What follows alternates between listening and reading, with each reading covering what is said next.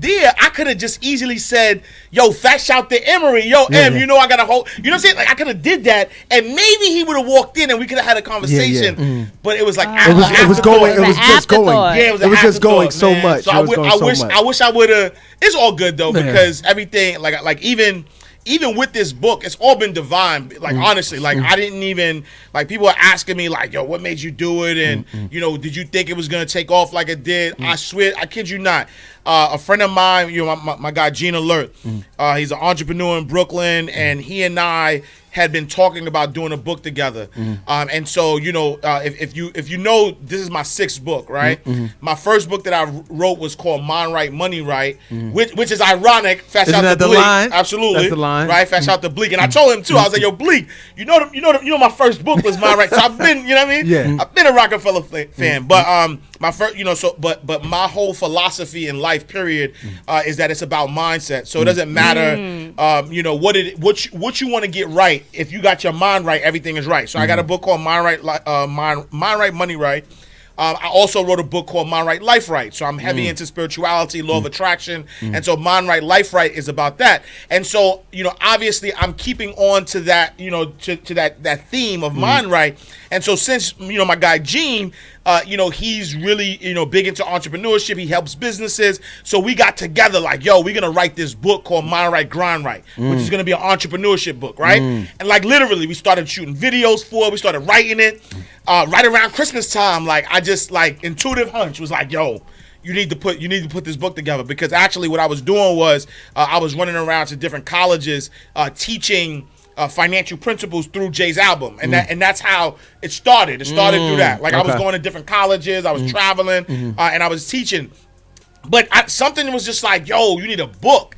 And like literally, because it would validate it. Yeah, like I can pick it up when I'm not there. Exactly, like not like you don't need me. You know what I'm saying? In order to, you know, get this message. And like literally, yo, my wife held me down. Like literally, you know, throughout the whole holiday, we were like writing. She edits for me, and we no family visits, nothing, no postcard. Yo, nothing. You know, the postcard's gonna be in this book. Yo, we were of us writing this book. No facts. Like we were like really, you know, like on it. You know what I'm saying? And so.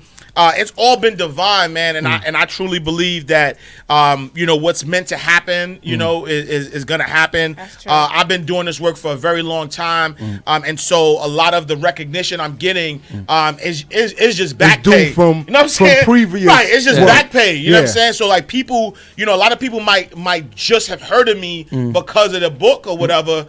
I like literally been but doing this. But you wasn't born yesterday. I was doing this so long, like, and people don't see that. Like, since the old money. Yeah, you know what I'm saying? Like, since the old money. I've had big features, humbly. You know what I'm saying? So like people are like, yo, you was on, you know, Yahoo Finance and Money Magazine, and I mean, it's dope, and I appreciate it. But I've had big, you know what I'm saying? I've been on bigger platforms or big platforms before, but I feel like, you know, like I ain't even gonna lie. Like I'm not. You know, I'm from Harlem. I know everybody. People always shout out to Harlem. In fact, shout out to Harlem. People always look at your pockets. So I never talk about money. But I literally have sold more books of this than I've ever sold in my other previous 5 books, bro. Well that's congratulations. Like, that's congratulations. Congratulations. Like, applause for that. And think about that's that. Big. That's big. So and then we're talking about. What is it about a month and a half now? It's gonna be a month and a half. Like what I'm saying is, it's like bang. No, what I'm saying is more than ever. Yo, 18 B has just been crazy. Yeah, it's like crazy. and it's been so surreal. Like it's been happening so fast that it literally it don't feel like it's only early February. Yeah. Like right now for me, it's he's in like November. May. Yeah. He's in November right now. Like, nah, he's for like, real. oh, I need a vacation. Like I've been going nonstop. Like it's been crazy. Congratulations. And this is the life. Now we want Sal. This is our music director, Sal. You got the book already, right? Yes. He got the book already. Shout out to Sal, he's here. So before we even get to that, because you mentioned something, you've been doing it, right? So let's get into the other titles. Yes. You said Mind Right, Money Right, Mind Right, Life Right. What's the third one? I have a book. My daughter is 9 now, but when she was 3, we wrote a book together called, her name is Taylor, Taylor's Way, Life Lessons Through the Eyes of a 3-year-old. And the premise behind that book was really because when I became a parent, I was watching my daughter and I realized that kids know how to live life. right? They live carefree, they have faith, they do what they want to do, and as you become an adult, you scare life out of kids. You know what I'm saying? Absolutely. And I started just taking the contrast and looking. I'm like, oh man, kids know how to live life, and so that was the inspiration around, Taylor's Way. I also wrote a book called What the FICO, which prior to this book has been my best-selling book. What the FICO: 12 Steps to Repairing Your Credit. What's the FICO? The financial is acronym? Fair Isaac Corporation. So that's your credit score. I learned what it means through the book. I had no idea what FICO, the acronym of FICO. Word. You know where I'm at credit-wise. I didn't know what that we could work. He's here. He's here. You know where I'm at. He's here. So I wrote a book called What the FICO. I have another book called the Mind Right, Money Right Challenge. It's a 21-day meditation challenge, and I think that's it, right? So, that was five, and this is just six. Okay, all right. Congratulations, man. Again, man. So let's get to this. Let's get to this sixth book. Yes. Right. Yes. Now, the album. When you first heard the album from Jay, let's just talk about the album from a fan's perspective. Oh man. All right. So I didn't get past song 2 for like an hour and a half. Like no lie. Like I listened to I listened to the first song, which was Smile, and then I listened to Story of OJ, and then I just you had to sit back hold on. and contemplate. And literally I waited June 30th, 11:59. Like I waited and I kept reloading my title. Like, yo, what's up? When you know what I'm saying? I'm one of them guys. And literally I listened to that song over and over because I was good though. Like if he didn't talk about money at all, the rest of the album, I would have been good because Story of OJ, he gave you everything. It's like he's talking my language. Like this is what I do. You know what I'm saying? So he started talking about credit and home ownership and financial freedom. I was like, man.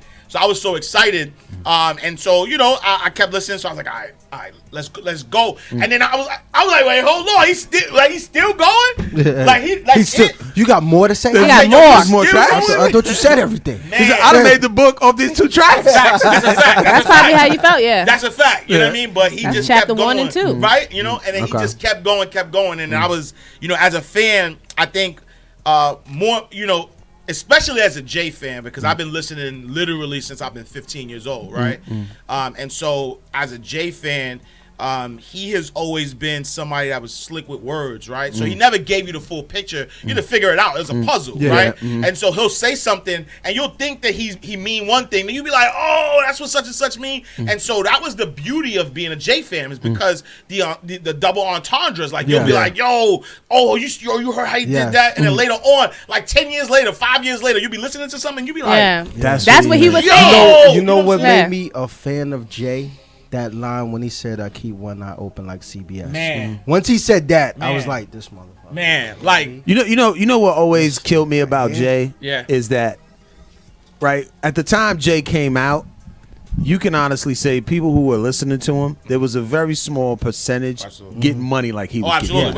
Even at that time. Right? So whoever was listening, so certain things he was saying was going over their head. Like we couldn't get that now. Right. Like certain things he was so we got it now. Right, absolutely. And I was like, oh, that's what he meant by that. Absolutely. And the money, when he was like 2 people at the fight, but one of us ain't playing right. Exactly. Like I didn't understand what do you mean by that. Yeah. So things like that I picked up now. But my at the same time, to be a devil's advocate, I always felt like, Jay talked in a space where you were like, I can't get there. Yo, truthfully, I want to rhyme like Common Sense, but I did 5 mil. Like, you know what I'm saying? I ain't been rhyming like Common Sense. You know what I'm saying? Like, you feel me? You feel me? Like he want to. Yeah, and he did rhyme like Common Sense at the beginning. Right. He did rhyme like You Common. know what I'm saying? Truthfully, he did. And so that's what it is. And so for me, I'm, all right, I'm from Harlem, so I'm home on Hustlers. So when he was talking that talk, I was like, oh, that's what sort of gravitated to him.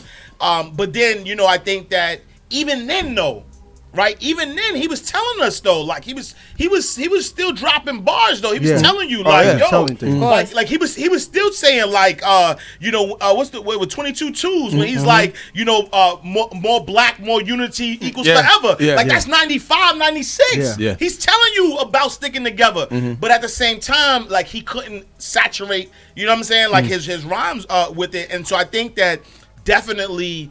He was definitely talking over people's heads, and he had to because who else was it, right? When you think about the era, I grew up on people like MC Light, Special Ed, Big Daddy Kane, the shit talkers, right? Yeah. Can I curse? I can curse. Yeah, right? Now, why did you ask that? We always have to ask. Why did you ask that? Because I got a radio show too, but I'm FCC, so like sometimes I every show. We always ask our guests. No, we always ask our guests why they ask that. Yeah, I don't want y'all to get fined and nothing. I'm saying, like I want to make sure. Because we feel like grandmothers when they do it. Yeah. I want to make sure. Old. You know what I'm saying? But yeah, like I always gravitated to the shit talkers, right? But if you think about that era, like it was a grimy era, right? You think about Wu-Tang, you think about Mobb Deep, you think about Old New York, Old New York, Gangstar, right? It was ugly. It was ugly, right? And which is awesome music, it's dope music. But who was talking to the hustlers though? Nobody. Right? Because when you from the hood, the hood is segregated. Be like this. You got the grimy dudes. You got the get money dudes. Exactly. You got the dudes that don't come outside. Like it's different pockets of dudes, absolutely. right? Right? You got the stick up kids. I always used to say that. Like you got the athletes. You got the right? Yeah. You know I always used to say that. Like coming up, I had different sets of friends. I had EE, like we would chill and go out and hang out. Then I got my people that, like, we're doing dirt. Of course. You know what I'm saying? We're doing dirt. Of course. And it was always separated. Yeah, it's like, okay, sure. I'm gonna hang out with him this time, and okay, now it's getting late. Sure. Now I'm running down the block and I'm going on another side. Like definitely, I could tell you, like I got the dudes. I mean, you know what I'm saying? You got them guys that you could call for a problem. And Harlem. Harlem. Man. You got you know what's so crazy about Harlem? They're all dressed the same. Yeah. You don't know who's who. You don't know who's who. God, you don't know the who's killer who. looks like the get money dude. Absolutely. The athlete looks like the get money dude. The stick up dude looks like without a doubt. It was all the same. Without a doubt. Like and that's the thing, you know what I'm saying? Like so coming up, like, there wasn't a J. And I think that's why so many people gravitated to him because, like we still listen to Mob, to Wu, but like who was talking to the hustlers? Nobody was rhyming like that. And it's funny because you're saying it Nobody now, was. and I'm thinking back, and I'm like, nobody was rhyming like that. Yeah, you know there what I'm wasn't saying? because you had Rakim for the knowledge. Yep. You know what I'm saying? Big Daddy Kane was like Big, a grown man. I mean, Big Daddy Kane was a player. Yeah. He was talking player. Like he first came out like with smooth operator. Right. He was a player as well as lyrical gymnastics. Like I'm lyrical. Yeah. Right, for sure. But it wasn't get money talk. Right, it wasn't get money talk. Yeah, you know what I'm saying? You absolutely and that's right. why when you think Jay, you think Big, right? Because let's not, God rest the dead, let's not forget Big. Like Big came out talking that talk, right? Like he in the beginning, ready to die, he was talking the griminess. But when he started getting money, he started talking, he started talking that talk as well. That and so, classy. man. And so Jay was he played a part. And I think that as he like matured and as he got to that level. Get this off. Hold on. Yeah. This is what happens when you live it. And you if I live it and you right here, that reverb. Did you say when I'm live than you? Nah. With your computer? Because he's on live and he's on live. That reverb is crazy. This what goes on, man. That's all good. Yeah, that's what goes on here, man. This what goes on, man. So now, because I want to take people through your perspective, right? Mm-hmm. So now, you listening to the Lights, the Big Daddy Kanes. They're not really talking money talk. Here comes Jay. Yep. Boom, money talk, and money talk on another level, right? So now we all gravitated to him because who doesn't want to live? That posh life. Yeah. Who wants to live this? Everybody's not going to say, "No, I want to be poor." Right. We want to be my rich. lifetime. We want to be well off. Right. Exactly. Sure. In my lifetime. But at what point did you say, "I hear messages that might inspire me in my financial philosophy"? I want to say had to be. I mean, it's early, man, because even like I said, even. In Reasonable Doubt, like there was some sort of like messages, right? But I would probably say maybe not my finances because he wasn't really teaching us how to live right, until later. You know what I'm saying? Blueprint? Like until Beyonce though. You know what I'm saying? Like he wasn't really. Thank you. You know what I mean? Thank you. So Until kids, marriage. Beyonce came and was like, slow down. And Ivy really changed him too. Right. You know what I'm saying? Absolutely. And so I think that he's always like sprinkled it. I think for me, the money lessons didn't come till later, but the grind was early, right? It set a seed. Like Reasonable Doubt, Volume 1, like all of the albums. One of the things I love, so I'm big on the law of attraction and affirmations and words having power. Jay is the most affirmative rapper out, right? What do you mean by that? So there is power behind whatever you say I next to, right? And so, because if you say, I am the greatest or, I am powerful, like anything after I am, there's power in it, right?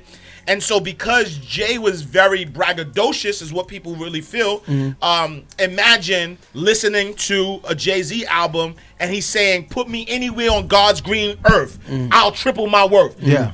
Imagine saying that over and over again. The messages that you're telling yourself, you're actually empowering yourself, right?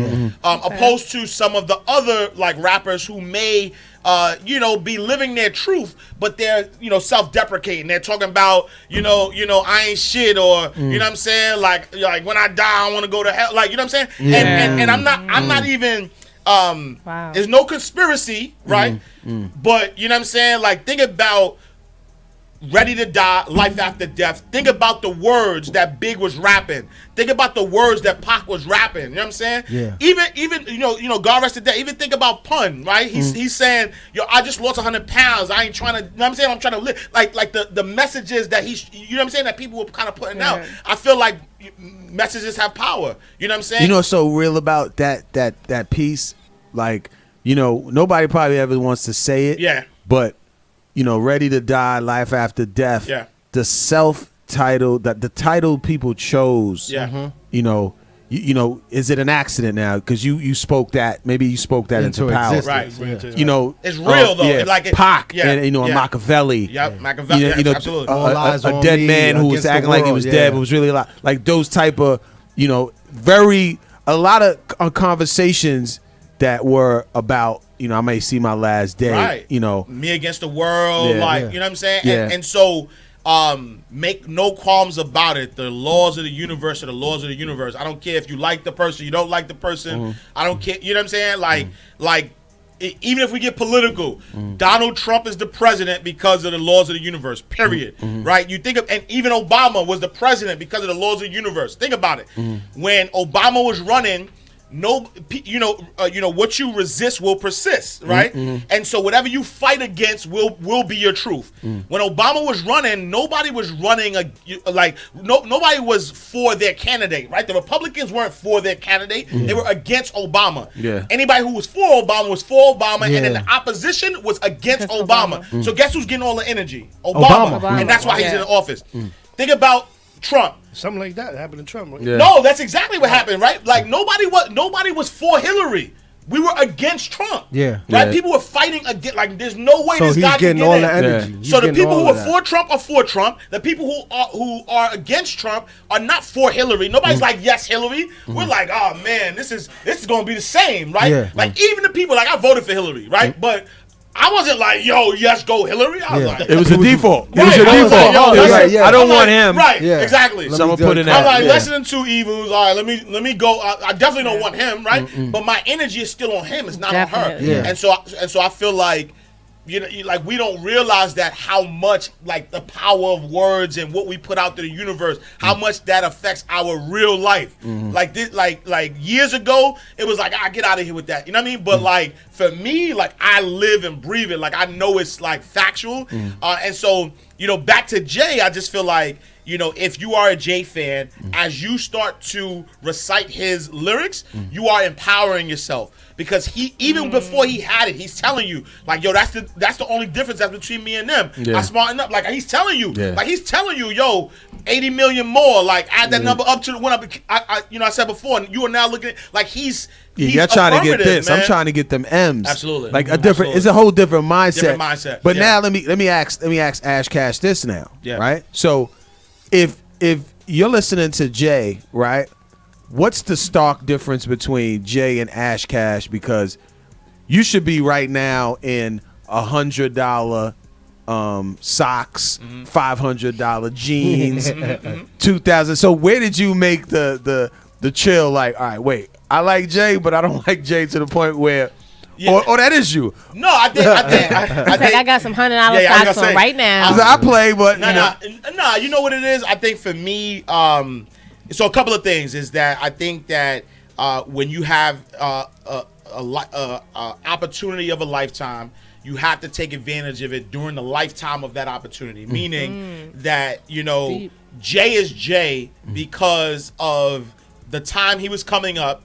There was the opportunity of the lifetime, and then he took advantage of that opportunity. Absolutely. Same thing like Diddy, right? Diddy is who he is because there was the opportunity of the lifetime, but he had to take advantage of it during the lifetime of that opportunity.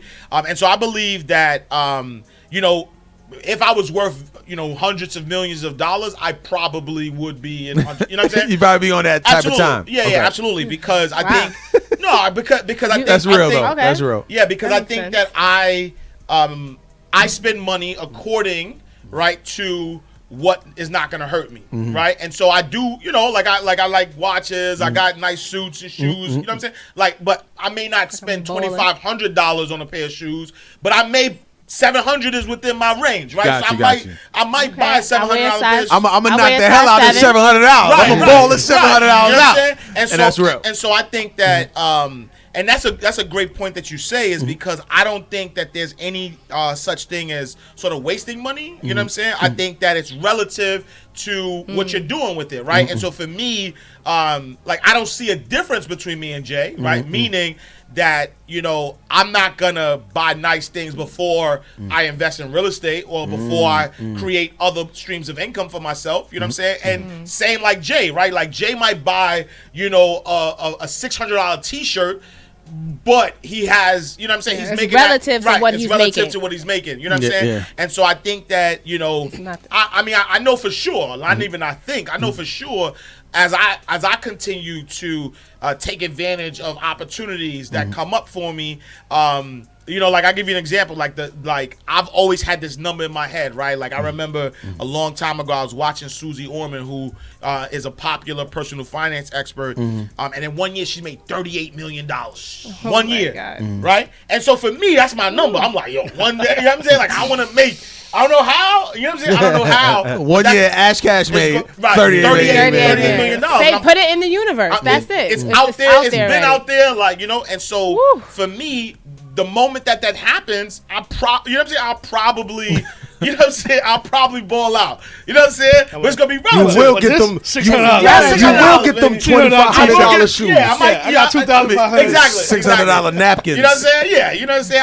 I might wear a pair of Uptowns one time, and then throw away. I remember Diddy had said that in the interview. He was like, "Yo, I don't wear the same thing twice." Yeah. He was like, I do. He was like, I don't wear the same. same. For sure. And why would he? This was like 15 years ago. He said but that. You gotta think Diddy's been getting money though. Yeah. Diddy was I think he was a millionaire at 19. Money. Yeah. By 24, when he started Bad Boy, he got a $60 million. You know what I'm saying? Yeah. Like he's been getting money. And you gotta understand too.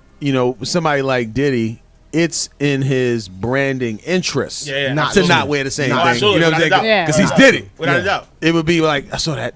But you know what though too? Yeah, and to all honesty, like even me, like I'm no Diddy, I'm no Jay, but like when I do certain interviews, I can't wear. You know what I'm saying? You can't wear the same thing. This finance dude talking about he wore that already. Right, come on, man. I'm tight though. Like I'm talking to E about it. I'm like, I don't know if I could do the same shirt on Instagram. He's like, yo, this is my finance interview suit. You know what I'm saying? This is my good look suit. I wear. You especially can't post it. Somebody will notice. Somebody be like, this is my Yahoo finance suit. But this is my CNN suit. But that's why I try to keep it basic though. That's why exactly. And that's how I can wear the same blue suit, but you know what I'm saying? I can't wear the same. So really, it's the tie that kill you. You know what I'm saying? Because they're gonna see that tie. They're gonna see the tie again. You know what I'm saying? Because they're not gonna see the bottom. They're gonna be looking at they're gonna see the neck, and neck and that chest. So I can get it. You could wear it, but if it's not video, if it's not recorded, or if it's not on Instagram. But think think on a Diddy level though. Yeah. Like think on a Diddy level where every day he walks out, he's getting somewhere. Snapped. He's getting snapped. Come on, man. So you gotta, you gotta millions of people are documenting what you're wearing, doing. Nah, you just can't play that game. That's why you got to come to the point like it's just. So what do you think they do with the clothes? Hopefully they give it away. Donate it. But you know another thing that we didn't take account for is he has his own fashion line. Right. Like like I could be wearing stuff off the showroom and not just to see how the public like sure. and then flip it back. And not even to mention you're getting free clothes. Yeah. Because people want you to wear They want you to rock their stuff. So now it's like because I remember what was it last year? Some of I think it was for the Super Bowl. Mm-hmm. He had 13 different red and black outfits. Man.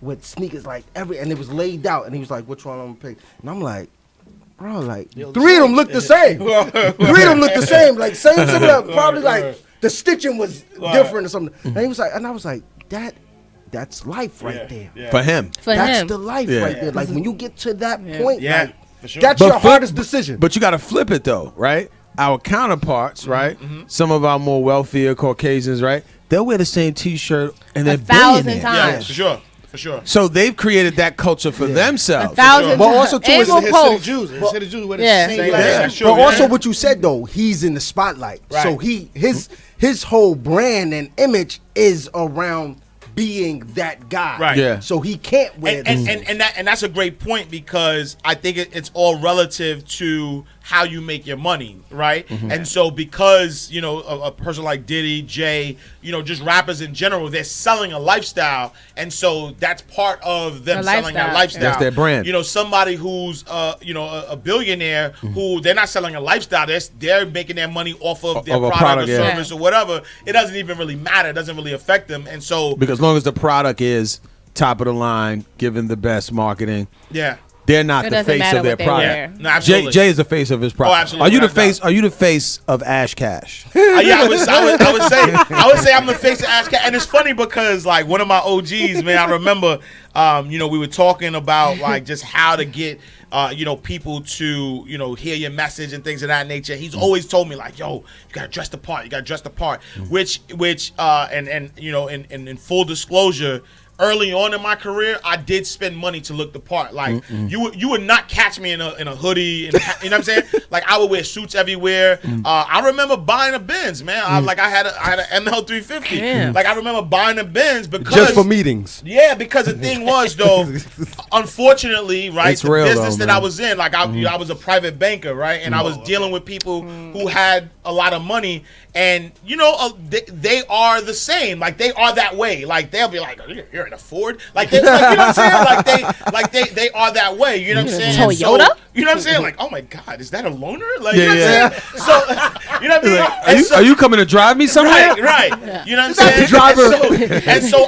the Benz Uber. The Benz Uber back in the day. Right. You know what I mean? So I felt, you know, and speak to that, because that's key. Yeah, that's key. Speak to that. Yeah. Looking your part. Do you agree? Do you disagree? Do you feel like it's a game you have to play? It's a game you have to play. I agree. I agree. Like I agree 100% because the thing is, if I say, no, I'm not gonna get the Benz. I'm not gonna wear. Because the thing is though too, if you understand suit, you could tell a nice suit, right? Like if you in the suit game, you could tell like, yo, this dude got, you know what I mean? Put some money. Oh, yo, that's tailored. Like you could tell if somebody watch game, shoe game, like you can tell, right? And so if you are around these guys and you're looking like cheap, like because the thing is too, you know, you also have right, cheap suits. Like you're gonna have to wine and dine. And I'm just saying from my business, you know what I mean, as a personal you know, financial advisor, like you're gonna have to wine and dine. You know what I'm saying? So you take them out to restaurants trying to win their business, right?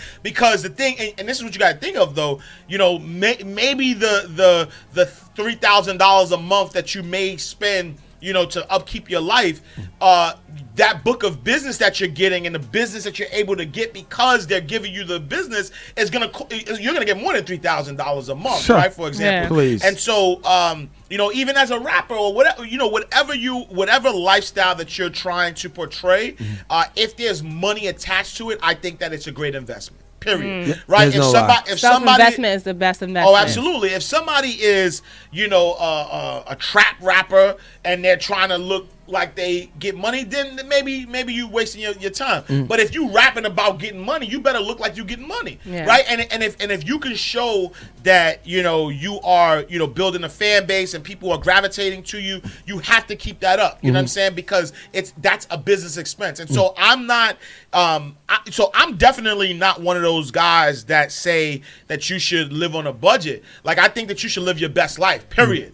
Right? I think that every time you walk out the house, whatever makes you feel good, you should feel good. You know what I'm saying? Like, you always fresh, and I know you always look good. You know what I'm saying? You always feel good. Who's he talking about? I'm talking about you. Oh, okay. I always look at the pics. I be like, my guy is fresh. Record that. You know what I'm saying? Record that. My guy is fresh. AshCash on HipHop Point of View. Record that. He is fresh. That's gonna be on our intro. Keep going. But you know he feel good. Thank you, big bro. Right? You know he feel good. And there is something to feeling good and being able to attract opportunities to you. Right? And so I am not of the saying, like, if I work hard, I'm gonna play. But the thing is, you just gotta be responsible with the play. I think the message gets misconstrued. It isn't that you can't buy the nice car. It isn't that you can't buy the nice clothes. But if you're buying the car and the clothes before you take care of your responsibilities, then we have problems, right? Then we got beef. So for me, it's like, take care of your responsibilities. But if you're paying yourself first, if you're saving money, if you got a healthy bank account, and you see a $2,000 suit and you want to cop it, then let's do it. You know what I'm saying? And one of the I don't know if you ever see this billboard. It's on the Deegan. I think it's on the Deegan, going from the Bronx to Harlem, and it's right in line with what you said. It goes, it's something about a billionaire, right? And it goes, the most important customer you'll ever have, a billionaire. Yep. So if you don't, like, if you dealing with people, you in the finance business, and you dealing with people that got millions, billions, even hundreds of thousands, and you don't look like you're working with that type of money, right? Yeah.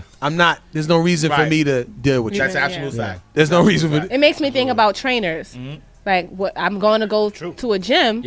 And I want to get a personal trainer, but if the personal trainer weighs 1,000 pounds, I may be like, okay, it's so funny. Well, what if you want to go with the process with me and we have goals together? Depends on how you look at it. But if you're trying to get into shape, I'm not going to see somebody and think that he's going to help me get into shape. It's just a logical situation. No, and it's so funny you say that, because I go to the gym about where I live to play ball, and literally there's a fat personal trainer, right? And I say that to myself all the time, because he has clients though, right? But he's like sitting down or whatever, and he's like talking all the time, right? I cannot. And so he right? He's like, you're good, one, professional, two. And donuts. I always look at that, and I say to myself, I wonder if he's successful, right? And he probably has some clients, but I can't stop to think that he is maxing out his full potential as a trainer, because had he been in shape, people would gravitate to him more, right? And I have friends who are personal trainers who will look immaculate, and their bank account is immaculate too. Like, I didn't even know trainers could make that much. I remember one time, I ain't gonna shout about, but I remember one time I was talking to my guy, and I'm helping him with something, and I don't know why he had to tell me how much he made, and so he told, oh no, it was a trademark. We was doing a trademark, right? And so there's I don't know, like on LegalZoom, there's like a question that says if you make over this amount, you know what I'm saying, check here, whatever the case may be. So I was like, if you make over that amount, you got to check here. He's like, yeah, go ahead, check it. I'm like, hold on. I said, no, it says this. Yeah, I think the number was like, if you make over 160,000, something like that. And he was like, yeah, go ahead, check it. And I was like, yo, how much? So he told me, I was like, yo, wait a second, hold on. I'm in the wrong business. I say, these guys get paid, man. They get paid. Hey, Shed, And wait a minute, hold on. I'm in the wrong business right now. But this goes back into your client base and your respect for the client and the laws of attraction. Right. Yeah. You don't know who that client is. Right. You could have a billionaire client. Right. And if you that 1,000 pound or you the fit one, guess who that billionaire client's gonna pick? Right. And you didn't maximize your and then she's going to tell 5 of her friends. Exactly. You know what? I got this trainer and her billionaire friends. You know what proximity they in. You know the space they in. Exactly. And that's the point. That's why it's important that you always play your part, right? You play the part that whatever business you're in, right? However way you make your money, you have to make sure that you're playing your part. There's nothing wrong with that. Like that is mandatory, because if you're not truly maximizing all that you can do in that space. Oh, that's crazy. Yeah. So we got to get to this book. Yeah. Okay. So let's go with chapter 1. I thought we was in the book. Yeah. I mean, I thought we was in the book. We're going before we get to the about. book. Did you see him on tour?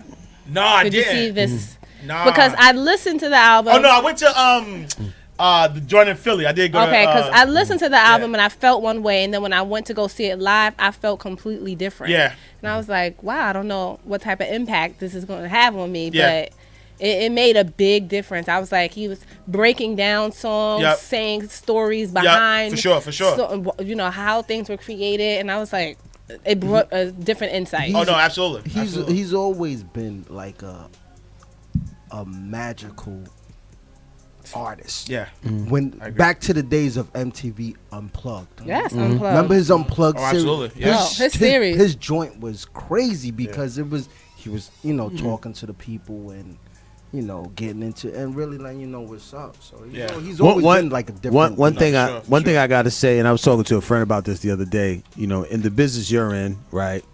Speaking, orally, getting a message across, captivating people, right? Jay, through his music, was one of the best to ever speak it. Yep. Like what he said and how he said it. One of the few rappers that you felt like was sitting there having a conversation with you, but there's just a beat behind it. Yep, for sure. He's one of those few rappers that he's just talking. For sure. But as I started to see him, as he got married, he had a kid, when he started speaking to people without no music, just in interviews, you started to see the intellect and the wisdom from the rhymes in conversation. For sure. Yep. And that's rare for rappers. Yeah, for sure. Because we could run down the line. There's some who can do it. Yeah, there's some amazing rappers, but in an interview, they're not going to. I'm not listening to them. Yeah, you're not going to see the wisdom and intellect from them, and then you saw that from him. You could tell somebody wrote their rhymes. Exactly. Like one of the only other people I could see was like Pac. Right. Pac was like the only one that from his rhymes, and you heard him speak in an interview, you were like, wow. Yeah. Nas be saying some things too. Yeah. Okay, I give it to him. I don't think he's on that level, but I love Nas. Yeah. So we're gonna go through these chapters, all right, and just kind of get the understanding, right? You got, and I always see this on your hashtags, right? Financial freedom is our only hope. Yeah. There's two things that I feel is our only hope. Two things. Yep. One is financial freedom in the sense that we really don't worry about what other people are doing. Yep. And we really create our own. For sure. And support our own. For sure. And I'm talking about like our own award shows. Yep. Our own basketball leagues. Like our own, like just our own. On any level. It doesn't have to be on that big level, but the fact that we have one. Yep. Right?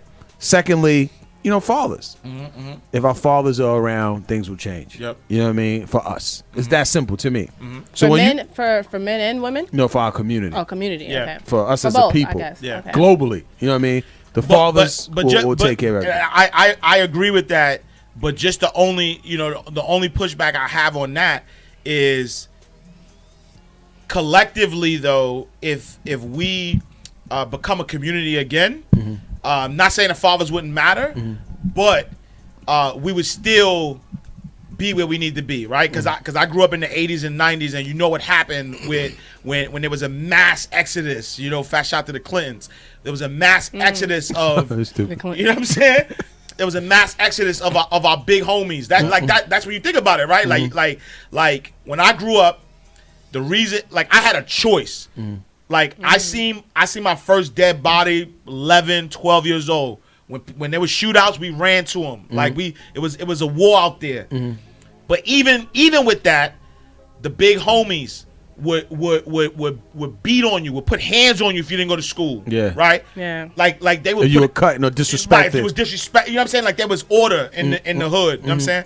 And then eventually, there was mass incarceration that took a bunch of those OGs out who it left some me and my guys, young guys, out to kind of figure stuff out ourselves or whatever the case may be, and that broke down sort of like the community. So I do agree that fathers are really a necessity, but I also think that it's about community as well, right? So that in those cases, because there are some cases where a father in a kid's life might ruin it, right? Because we not all together. We all aren't equipped, right, to raise, right? We might make children, but we might not all be equipped. And so I want to be clear that sometimes there are situations where go ahead, go the way that you should go, but let's have a strong community. Let's make sure the community is so strong that no kid ever gets left behind. That we're able to build up everybody. Like, it doesn't matter what family you from, right? All it matters is that I'm gonna look out for you. Like, if you from the neighborhood. We're gonna look out for you. We're gonna make sure that you good. We're gonna make sure, even not just from the neighborhood, like, we're gonna make sure, like other ethnicities do, that by the time you graduate college, I got an internship for you, right? I got an internship for you. I can make a phone call, like all of the things that is necessary in order to build us up to, for where we that's heavy. I never looked at it that way, but it's heavy because it's almost like the initial understanding of the net of the family. Absolutely. Yeah. Right? Because when the family's there, if somebody's gone and the uncle steps up, the mom is something happening, the auntie steps up, the grandmother, just that community of people to help you out. I never looked at it that way, but they say it takes a village, right? Yeah, it's the village. It's the village. Definitely the village. Sure. So financial freedom is our only hope. Yeah. What do you mean by that? Man, I think. But Ash, you don't know nothing about pay yourself and passive income. Oh, yeah. You know what I'm saying? You need that. You don't know nothing about that. You need that. What chapter? Are we going chapter by chapter? I think what chapter is that? Introduction. Intro's financial freedom. Okay. I'm with you, E. Yeah. And so that's important because when we think about the time that we live in today, where there's a resurgence of racism, right? Yeah. And I talk about this in the book. I gotta stop you right there. Yeah. Ashes of the resurgence. Absolutely. I'm gonna tell you. You feel like it wasn't there, left, and it came back? No, it's always been there. Okay, thank you. Right? It's always been there. It's never disappeared. No, it's never disappeared. But I guess the resurgence comes from they're not hiding it. Right? Now here's my other not a pushback, but here's my other debate, right? Yeah, yep. Is it they're not hiding it, or social media and cameras have inflated everything? No, they're not hiding it. They're not hiding it. No.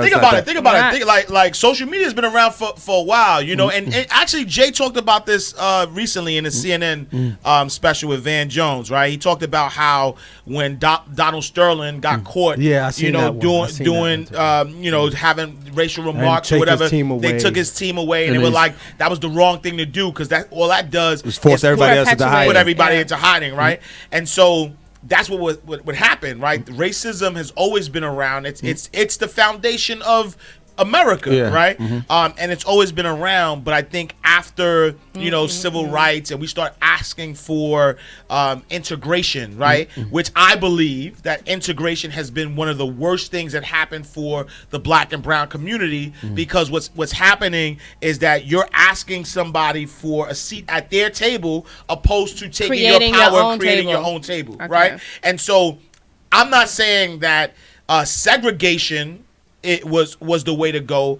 but integration into your system and begging you for stuff wasn't the way to go, right? Okay. And so now there's a resurgence of racism, and when I say racism, I am not talking about you not liking me because of the color of my skin. That is not racism. That is what people want you to think racism is, but that's not true. That is prejudice, right? Like if a white person walks in here right now, we're gonna think something. Period. Whether we like them or don't like them or whatever, that's our right to be like, I'm not rocking with you because you white. Right? Because there's black people. Sometimes there's black people that come in like, I don't like this energy. The energy's not there. Or whatever. And I think that everybody has the right to do that, right?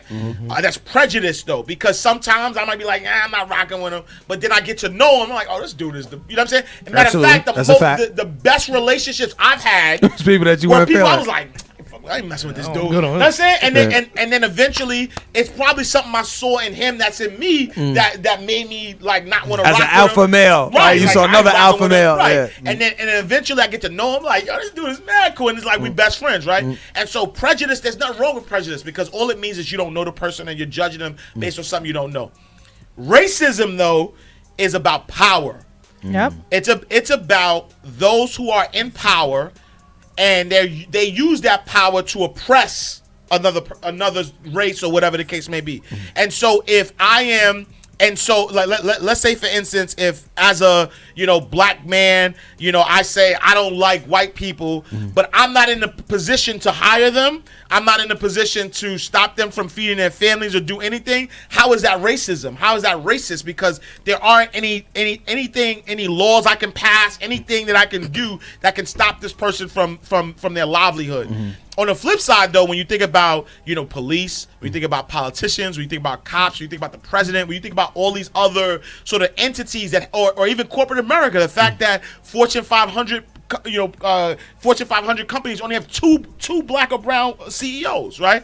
And so no black ownership in the NFL. No black ownership in the NFL, right? Like when you think about things of that nature, that means they have the power to oppress. So my prejudice, right? Like as somebody who is a corporate CEO, an NFL owner, my prejudice, how I view that person can affect their pockets, though, right? Can affect whether they can feed their family. And I think that's what racism is. And I think that's why there's sort of like this resurgence of racism, because now the conversation, now we're seeing, black and brown bodies get dropped, right? And let's be clear. White people die too. They get killed by cops too. Yeah. Tell me how many have you seen on television? Why isn't that being not portrayed? Because there's this perception of what media wants to portray. It is not a story that America can sell. A white person getting killed. Yeah. That's not gonna. It's not gonna sell. Flood you to that channel. Right. It's not gonna sell. But the fact that black people getting killed and normalizing it and showing it, is going to is gonna sell. Is gonna instill fear. It's gonna instill fear. It's gonna get people riled up. So there are things that are being done that are purposefully being done, right? And so when I say financial freedom, or when Jay said it first, but to piggyback off of financial freedom being our only hope, it means that when we start to control our dollars, we start to control politicians. We get to start supporting the politicians that we want. We get to hold them accountable. We get to say, I'm not giving my dollar to this company in droves, and we're going to force them to change. People think, when you think about the civil rights era, the Montgomery bus boycott, it wasn't about Rosa Parks sitting down. It started. But the discipline that it took for the people in Montgomery, Alabama, to say, I am not taking the bus. And walking to work. Back for home. A year. That's real discipline. That's real discipline. And because of that, the company the bus company was like, nah, we better stop playing. We need to sit at the table. We need to give a seat. Let's talk. Yeah. Right? Because we're hurting their pockets. 1 year, right? 1 year. And so financial freedom, that's our only hope. Now let me it comes the heaviest question. You have something to say? No, I was just going to ride with the Here comes the heaviest question with that principle. Are you ready? I'm ready, because I agree. Because I kind of want to hear. I'm going to go around, and I'm going to let AshCash finish it. All right? So with that principle that he just said, right? When does that controlling of the dollar, using the dollar to, to get our municipalities or the people that run the government to do what we need to do, when does that become a reverse racism? When does that become, all right, so now we're doing it for the black people's benefit as they did it for the white people's benefit. When does that become that? What do you think? Do you think it's a reverse racism? Do I need to come back to you? Yeah. Okay. I have some thoughts. That's pondering. Okay, I see them. I'm gonna go with what Ash says in his book, and it goes by us starting to support our businesses in our community, so that our communities can start growing, and not putting that money into the other I guess the other racist pockets, so that our community starts growing, and then we start having a say so, because if we hurt them in the pockets. But when we have that say so, and we're using our say so to benefit us. Right. Like they use their dollars and their say so to benefit them, does it become reverse racism? That's the question. You can come back to me. I'm gone from you. I left you. You say that does it become? Yes. Ash is bubbling over there. I see I'm ready, baby. This is what I studied in college. Because I got the mathematical answers. This is what I studied. I did a whole year of research on this. I waited to this moment to come on this show. He said, I gave you that question to ask. I gave you that question. Thanks for doing it now. You know what, man? I say you skip all of us. Bro, I'm gonna give you a moment. What you think? I think it becomes racism. Yeah, okay. Racism. And that's real. Yeah. That's so real. Do you want to go back, or we gonna go straight to Yeah, Ash? because I think when I like I said, I studied this in college too, and I go back and forth with it. The word systematically, when you think about stuff like that, can we as a people systematically oppress another race? So I think about that question first, and then I think like if we were put in a power to change something, then I think it can be systematic racism. But I don't think that we yet as a people are put in that power or put in that position to do so just yet. Yeah. Or you could just go through history though. Yeah. I'm ready for this one. No, American history, we never had the power. We never had the power. But if you look at history, period, we've had power, but have we oppressed people? No. Right, and so you. Not that I know of. No, I don't. We have not. Meaning the reason why we have been able to get taken advantage of is because as a people we have not. Now, but here's the philosophy question, right? Mm-hmm. We have though conquered regions. Yep.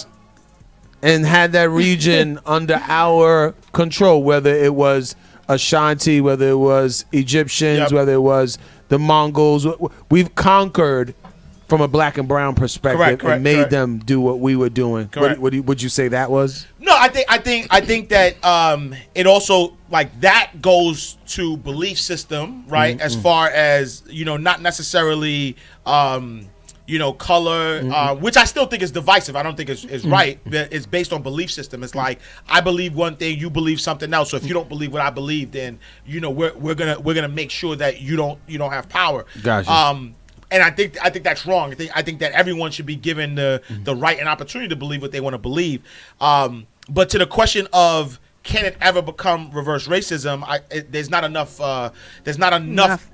Of us to do it, right? Because we're still the minority, right? And so when you not globally, but I mean here in America, right? Here in America, we're still the minority, and I think that because of that, and I think that building our own isn't about power, right? We're not trying to gain power over others. It is to gain power over ourselves. So financial freedom. Right. So no one else could dictate what we can and can't do. So it's about self-sustainability. It's not really about, great point, I want America. I want to be the dominant force in America. It is really about self-sustainability. And I think that once we become self-sustainable, there actually are... and this is what I don't like about this administration is because there is divisiveness in this administration. I have some good friends of mine who are white people, right? And so it's not about it's not us versus them. It's not like black folks, Hispanics against whites. It's not Asians against white. Like it's America. It's good versus evil. You know what I'm saying? It's against racism. It's the have and the have-nots. Right. Yeah. And when you think about majority of the people who are racist, it's old white men. Right? Because like young their empires have been built on these systematic racist principles. And so what they're trying to do, and so what's happening is that by 2053, right, the country is going to be majority non-white. And so it's no coincidence that number 45 is trying to stop immigration laws and people coming into the country, because if we leave it the same way, they know the same statistics that by 2053 the country is going to be majority non-white, and that is a threat to their power structure, because their power structure is based on fear, is based on having that power, right? You think about who built this country, right? Like we built the country, and they know that, and they've been forever been able to profit off of our backs. And so the moment that black and brown people realize their power and take the power back, then we become self-sustainable. And I just believe as people who have been oppressed, we wouldn't turn around and oppress people, right? Because we relate to it, right? Somebody who's been poor is going to be able to relate to somebody who doesn't have it. So when they get it, they're not gonna be like, oh, I got it now. You gotta do it yourself. Yeah. Nah. You know what? I've been there before, so I'm gonna. You know what I'm saying? Here's a couple dollars. Let me help you out. You know what I'm saying? I agree. I agree with that. If AshCash was like the leader of the movement. Yeah, I appreciate you. Yeah, I agree with that. Yeah. If you were the leader of the movement, I would agree with that because it's about your mindset, like you said in the beginning. How you're not, because there's a pedagogy of oppression, right? So when you're oppressed, when you get in power, you oppress. Yep. You know what I'm saying? Because once I fight the power and I get it now I do the same thing to your. So you could know how it feels, so it won't happen again. I want to get you back because that's initially all that trauma and hurt and disenfranchisement. We want to, it's in there, right? So it takes a different leader to be like, let's put that to the side. We got to move forward. For sure. We got to get our financial freedom going. So that's real. So the second, I'll say the first chapter. Yep. Fuck living rich and dying broke. Yep. I remember what can you remember the lines these lines are all from the album? Yeah, for sure. Yeah. Okay, what song was that? Story of OJ. Story of OJ. Okay. So only hope. Yeah. Okay. So what do you think about, and this is the debate, right? Yeah.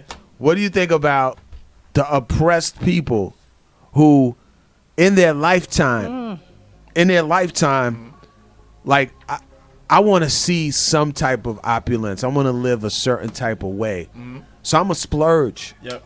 You know what I mean? Because I don't want to do what generations. I've seen the generations of brokenness. Yep. So I want to feel good about how I'm living, do what I'm doing, even though I'm broke. What do you say to that? Yeah, I think that is the wrong way to look at life. I think that, again, from a perspective of just purely law of attraction, you're attracting broke, though. Yeah, you're definitely attracting broke. Because you're saying that I don't want broke. That's the realest thing you ever seen. Yeah. Right, you know what I'm saying? Because you're saying, yo, I don't want to be broke. I'm broke, but I don't want to stay broke, so I'm gonna act like I'm not broke, and I'm gonna spend. You know what I'm saying? And so what you're focusing on, the reason why you're spending is because you broke, right? Yeah. And so now you're still putting that broke energy out there. I could tell you. That those who are able to live that opulence, because even if you're able to live opulence for a year or a month or whatever, those who have long-lasting opulence are those who believe in the abundance of the universe, right? And so I don't have to do anything because I already know what my higher power has reserved for me. So I don't, I'm cool. Like I'm not in a hurry to buy certain things or to act broke in order to, or be broke in order to look a certain way, because what is that going to do at the end of the day? I'd rather look broke and have money in my account, because that actually makes me feel better anyway, right? Because and I'm talking from experience. Like I've been there before where I was like, yo, I got these rich people that I'm trying to impress, so I'm gonna take my last and I'm gonna buy something to make myself look the part, go to a black tie affair and spend money that I don't have, and then I get home and I'm like, oh, I'm partying, I feel good, but when I get home I'm like, damn, I got no money. Next month or two. Money. Right, next month or two. I'm really broke. Right, I'm really dressing broke. I'm looking broke. Exactly. You know what I'm saying? It reminds me when I feel like, dang, I don't got no money, and then I'm going shopping. Right. Because you want to relieve that stress. Right. So I shop. Right. But then I'm broke. But I just bought clothes to feel good for that moment. And but I'm still broke. Exactly. It's a Tylenol though, right? Because you went shopping. And then now you're still broke, and then so you still have that feeling. It never goes away, right? Yeah. But imagine, and so on the flip side, when like I started getting money, I'm like, nah, I'm good, right? I don't care what y'all think. Like I don't care. I'll wear the same sweatsuit over and over again. But I got thousands of dollars in my account. I can easily go to the store and get some. Yeah. And so that feeling for me, that actually makes me feel better. Like honestly, I I love people to sleep on me. Like I love it. Like I love walking to a room. Like I'll buy you the pillow to sleep on me. Like I love walking to a room and people like looking like, yo, who is this dude? Or like acting like, you know what I'm saying? Like acting like you haven't done anything. And then, you know, like they treat you. Yo, I love it. Yo, I go to a room and people be like, you know, people because you're not loud and rambunctious and people are like, you know, shying away from you and going to the person that's like loud and rambunctious and they getting to know this person. Looks more, whatever. And then later on, somebody be like, yo, you know that such and such. And they be like, word? You know what I'm saying? Like, oh, word? And then now all of a sudden they're like, oh, yo, what's up, man? I'm like, they're like, giving them mad far. They right there. You good, my G? They say, I heard you made this book. You good, about my G? 444. Yo, if I ever get the fist from Ash, I know what that means. What I haven't seen the fist. I already know what it is. But it's the you gotta lock the arm though. It ain't. So you gotta put the tricep. You gotta the tricep out. You gotta block it like, yo, here you go. You good, my G? Yo, good to see you, bro. So basically, it's like the positive way of saying bad boys moving silent. Oh, without a doubt. But you know what though? Like power moves in silence. Like real power. Yeah, it moves in silence. Like real power. Like and that's the thing. Like I've been fortunate enough. It creeps up on you. Yeah, like I've been fortunate enough to be around some really powerful people, and the most powerful people don't say nothing. They don't even want the attention. Like they don't want you to know. Like you know what I'm saying? They don't want you to know. You know what I'm saying? So what they about, what they got, and all because the people who need to know. Yeah. You know what I'm saying? And so the people who are loud and always flaunting, like that's not real. And so and that's why you can actually tell though. You could go in a room and tell like, yo, who like for me when I go to networking events and all that, I wanna talk to the dude that's in the corner by himself.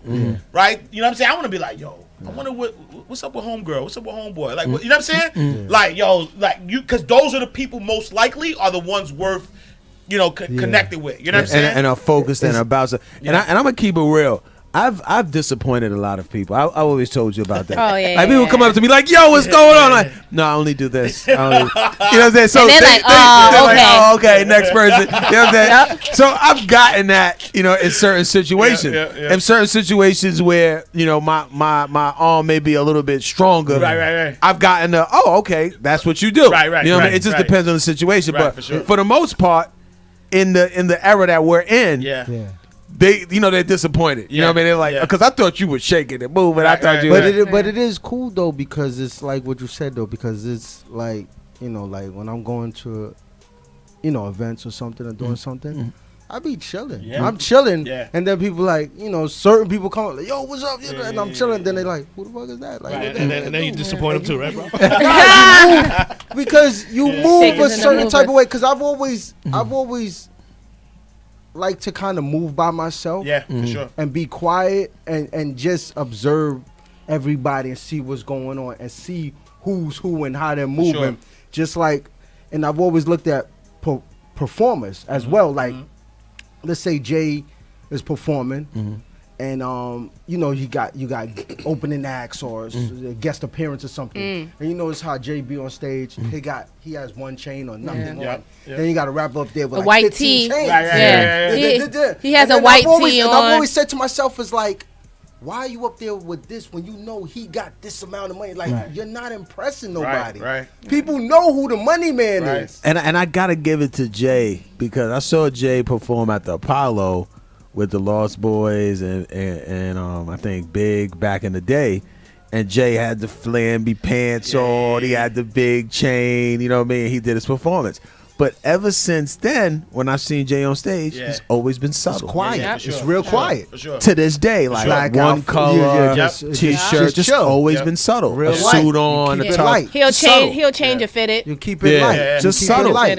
And that speaks to that. Now, story that associates with that. When I first met you, right, it also speaks to how people talk about you. That can also be your cachet. Because I didn't know you, but the way Brav told me about you, you were highly celebrated. So you already had a seal of approval. You didn't even speak to me yet. It's like, yo, that's AshCash, good brother doing this, that, third, boom, boom. So I was already there, like, okay, this the good brother. We got to make it happen. Absolutely. So that speaks a lot too. And honestly though, AshCash.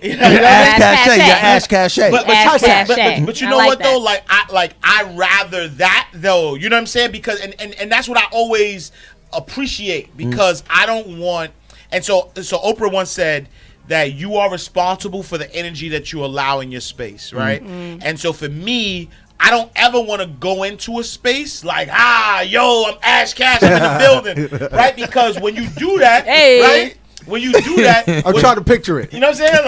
Like when you do that, what you're saying is you're inviting all energies. Yeah. Right? You're inviting all energies into your space, and then I'm responsible for that. And so if I have people in my circle who are certain ways, then you know what I'm saying? Like it's my fault that I allow that in my space. But if I'm somebody who, come in and I'm, part of the reason why I like to just be humble, and I don't really like that word, because it's not really about humility. It's about understanding that we all occupy a certain space at a certain time, and what's worked for me and what's allowed me to be successful is, and I know this is like a quote or like a cliche or whatever the case may be, but you treat the janitor the same way you treat the CEO, right? That's our motto. Right. That's our motto. And that is important, because a lot of times people look and they see a lot of these opportunities that I get, and people might be like, yo, that's, this dude is lucky or whatever the case may be. But behind the scenes, people don't even realize that I might have looked out for somebody before that couldn't do nothing for me. And that's been the case. Like there's been times. Speak on it. And I won't even say names again, right? But I remember. Actually, I won't, because I was gonna say what the person does, but then I think I'd give it away. But I remember there was a situation where somebody was down and out, right? Like they were hot, they were at the peak of whatever they was doing, and they were like down and out. And during that time, I was there as a support system where everybody was like, yo, I'm out, you can't do nothing for me no more, whatever the case may be. I was there, and just to be there, it's just the type of person I am. And then years later, I'm talking about years later, person bounced back, they're in position, and I didn't even ask for nothing. I was working on a project, and they was like, let me help you with your project. And it took my project from where it was, and it blew it over the moon. And it was merely because years ago, 5 years ago, I was there for the person, and people don't forget that. You know what I'm saying? Yep. And so for especially me, when they down. Yeah, and so for me, even now, man, I answer my DMs and all that, right? And people be like, yo, I didn't even know you was gonna answer, or people think that I'm gonna be Hollywood, but I'm like, nah, because at the end of the day, I remember when I was on my grind, when I was coming up, and I was trying to reach out to people, and people wouldn't answer, and the advice that I needed at that time. And so I just think you treat people like you want to be treated, and so I might have a hot book right now, you know what I'm saying? But somebody else is gonna have a hot book in next year, next month, you know what I'm saying? And so the hot book doesn't define me. The access doesn't define me. It doesn't make me who I am. And so I never want to lead with that, because that's not who I am. I'm AshCash. I'm a dude that if I'm in a position to help, I'm gonna help. If we vibe, then we're gonna rock together. That's it. You know what I'm saying? And so I wanna I want to feel your vibe first. Like, I'm not going to make any announcements. And so, And that's so cool, because it's a result of your work. Yeah.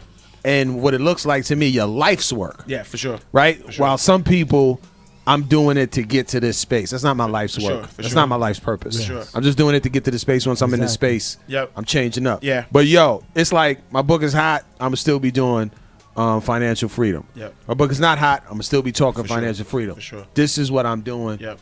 It'll rock out. And that speaks to the point too of just life in general, man. Okay. Life is a journey, not a destination. I think that's what people fail to realize.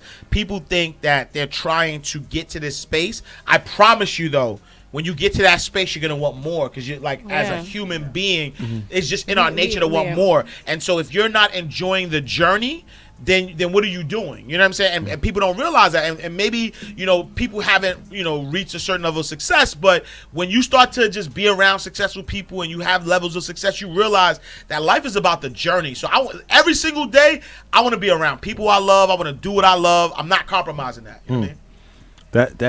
That's the place I want to be. Yeah. I'm gonna keep it thorough. I see you're looking at chapters. I have to use the bathroom. Okay. I'm gonna run out. Slims, hold me down. But I want to see. I don't want to skip a chapter, but do not talk about credit. That's how they did it. That's how they did it, baby. Don't do that without me. Okay. So the next one is forfeit the V12 engine. V12 engine. Okay. Wish I could take it back to the beginning. Like that.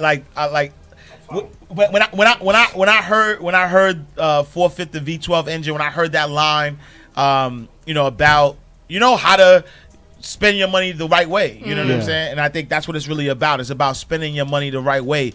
In that particular line, he's talking about buying every V12 engine, having all of these different cars, right? Okay. And spending all this money for these cars. And he said, look, I wish I would have took it back to the beginning, because if I would have invested in, what the new Dumbo, if I would have put my $2 million in that Dumbo, it's worth $25 million right now. You know what I'm saying? Exactly. And so really, it's just kind of showing people that you need to invest your money wisely instead of putting your money into depreciating assets, right? Because he talks about the artwork, sense. I put money in the artwork.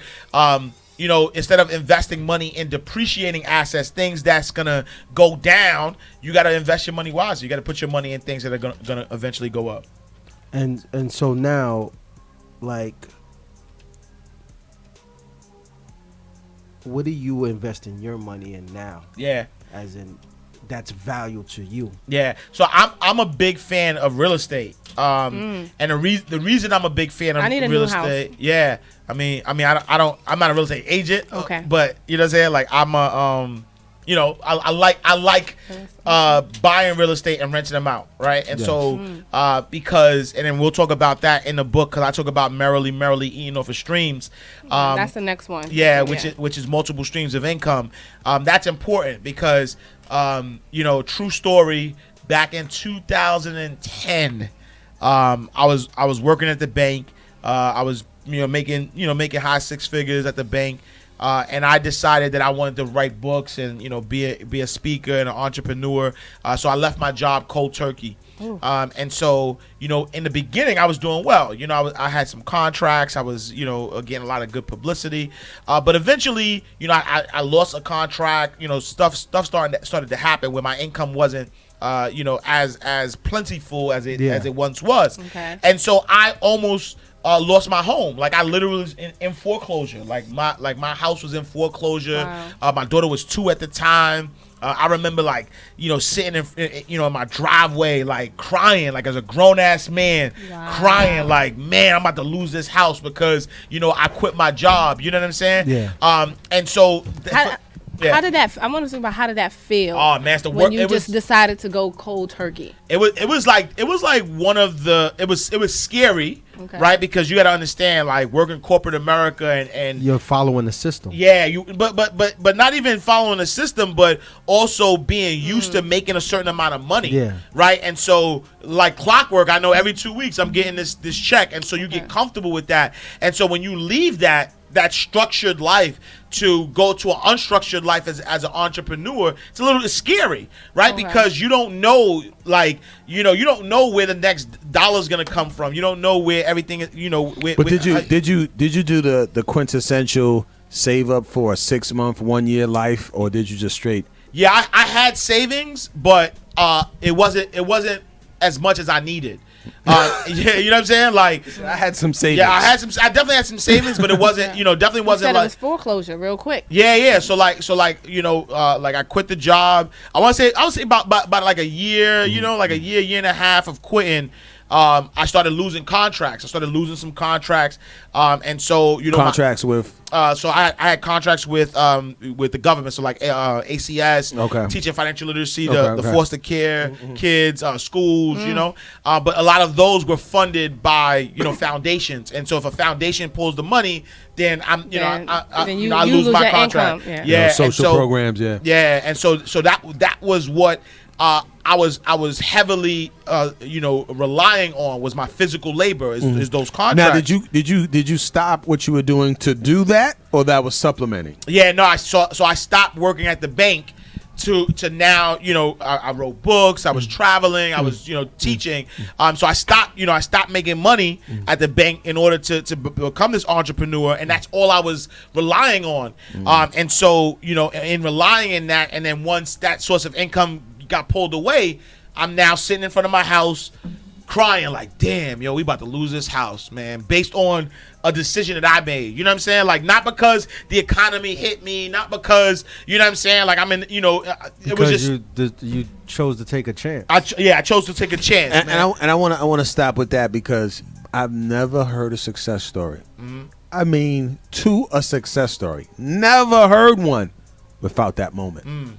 For sure. Yeah. You gotta fall. Oh no, absolutely. Without a doubt. Bottoms out. Bottoms out. Without a doubt. To fall. And the funny story, the funny thing about it is that even knowing what I know today, I would not have stopped me from going through that because I needed to go through it. Yeah. Like I needed to face foreclosure. I needed to because the bounce back is better now, right? So now I know. I'm like, merrily eating off of streams, right? Like for me, I know now. I'm like, if I want to be an entrepreneur, I need multiple streams of income. And so right now, the way my life is set up, I'm not dependent on one income, right? So if I lose an income, I'm still good money. You're still going.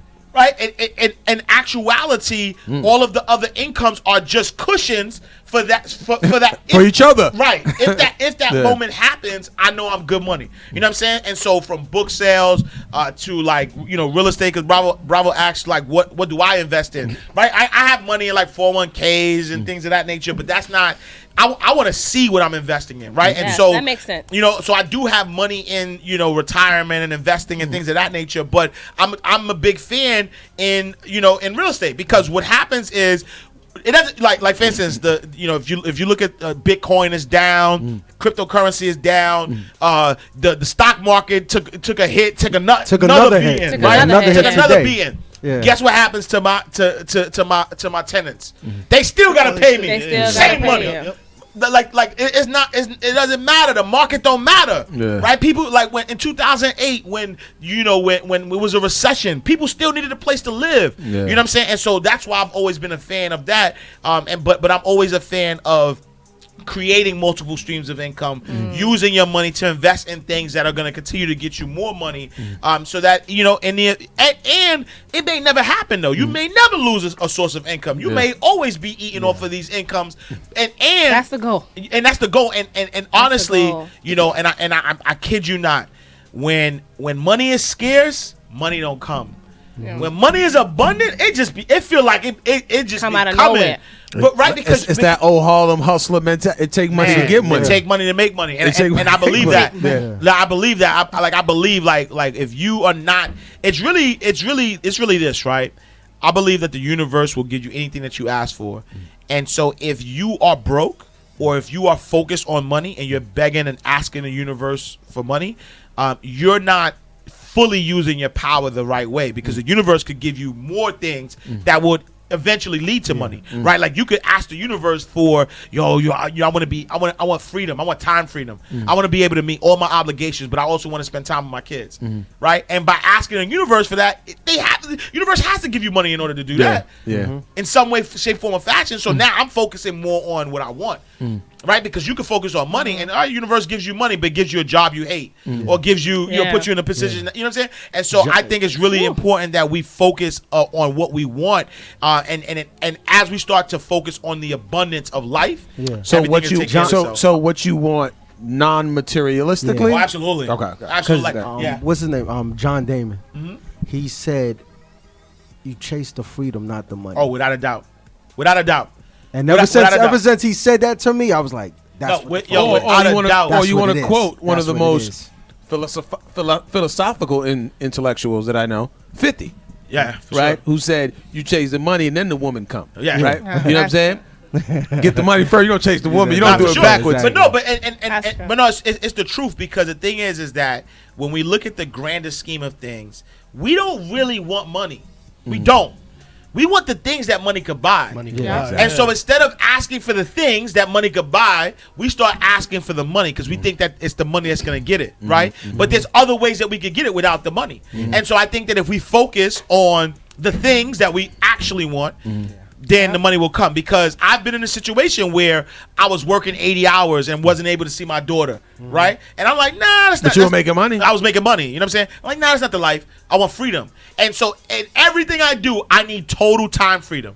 Like, you know, I'm blessed in a way right now that I have total time freedom. You know, I have a 2-year-old son. Congratulations. You know, thank you. My daughter is 9 years old. My daughter plays basketball now. So I don't miss any of her basketball games. I'm there with my son, and I'm still able to grind and do my thing. You know what I'm saying? Because it's about total time freedom, and that's what merrily eating off the streams will get you.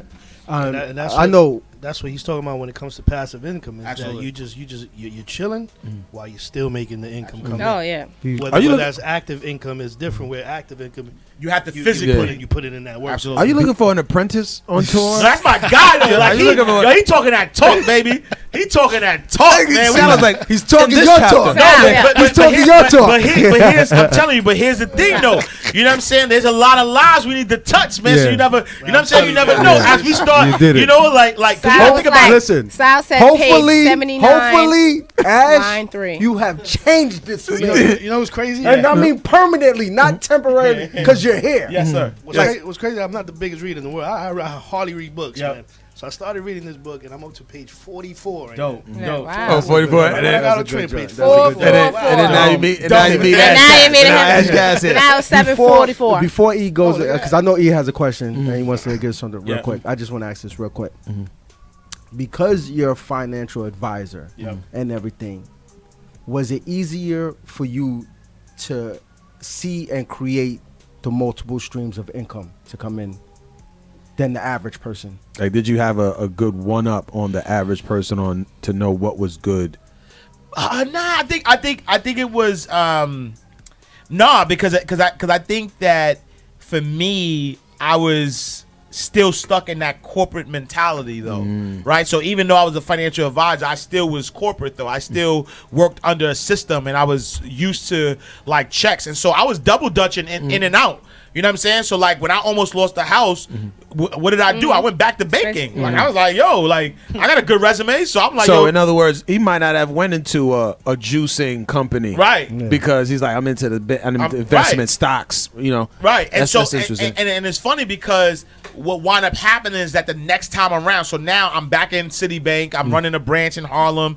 So now I'm making money, but I still got my my books. I'm still speaking on the side. Funny story. That's why my books. If you like, my name is Ash Exantis, but my books say AshCash was because it's a conflict of interest, right? So I could not write a book about finance working at a bank under my name. And so I had to become these two different people. And so for a long time, like I was living two lives. I was Ash Exantis, corporate guy with the suit, and then right, and then AshCash with the hoodie. You know what I'm saying? And then like, yo, get in the book. Rock Nation. Superman is alive. You know what I'm saying? I was AshCash. You know what I'm saying? And so for a long time, I had to be both people. You know what I'm saying? God. And but what happened was, and this is a message for anybody who wants to be an entrepreneur.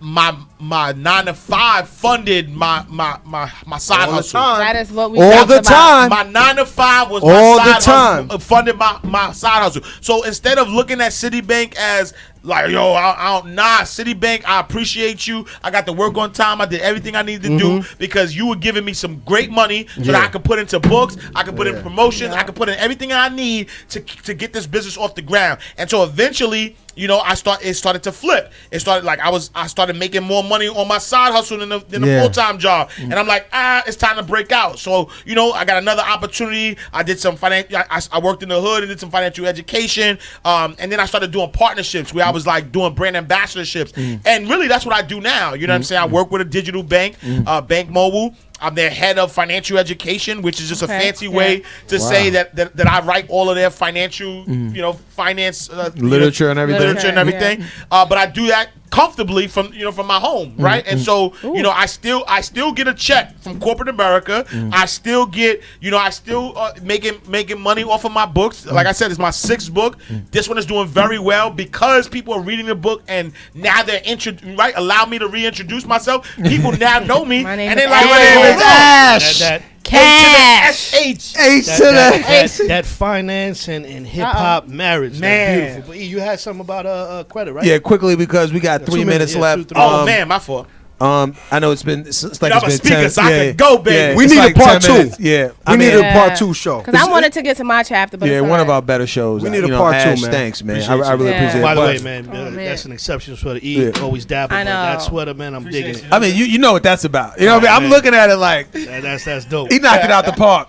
So the credit one, how they did it. Yes. What is that meaning? How to jump off into doing your own thing without using your own money? Is that? Oh, absolutely. So in credit, in that verse, he was like, how Jewish people, own all the properties, credit. That's how they did it. And so really he's just talking about leveraging credit in order to build your wealth. And so when we think about the wealth gap in America, the reason why there's such a big wealth gap is because of credit, is because of home ownership. And so we need to understand the power of credit and understand that if we use our credit the right way, we can build wealth. I'll give you a quick example that I talk about in the book. Beyonce and Jay-Z, they buy an $84 million home, right? They're billionaires, right? Collectively, they're billionaires, but they didn't buy it with cash. They bought it. They put $34 million down cash. The other $50-something million they financed, right? The reason though that they financed it is because they're making 4%. They're making the interest rate is 4%, so they're paying 4% on that interest rate. But now they take the $50 million in their bank account and they leave that in an investment that's earning them 10%. So in actuality, they're actually making money, making 6%. Right, they're making 6% off of that loan. Genius. Off their own house that off they their bought. own house, because if they don't take that $50 million and put that into the house over 30 years, the house is not going to appreciate that 6% each year.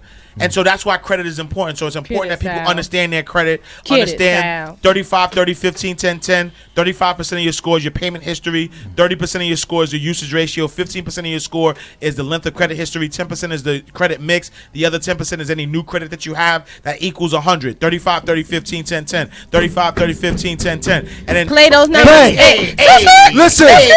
And so remember that 35% of your score is your payment history. Make sure that you're paying your bills on time. 30% of your score is your usage ratio. That equals 65% of your score. You focus on those two things, you are going to positively impact your score. But that usage ratio is important. If you have a credit card that has $1,000, do not use $1,000. Do not use $1,000. You have to use 30% or less. Even those who have a perfect score of 720 or above actually use 10% of their credit. So just make sure you're keeping your usage ratio low. You do that, YouGoodMoney.com. Yo, on the road to follow AshCash. Let them know where to follow you at, man.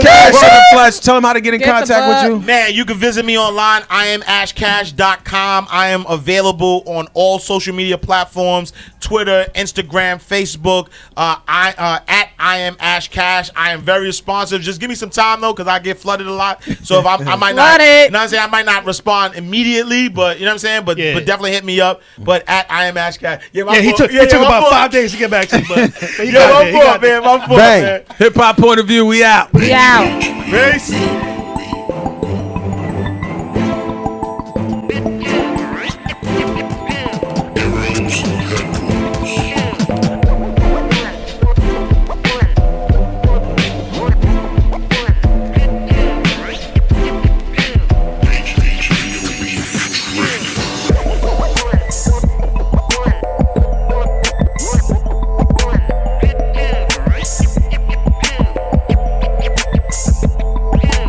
HHPOV.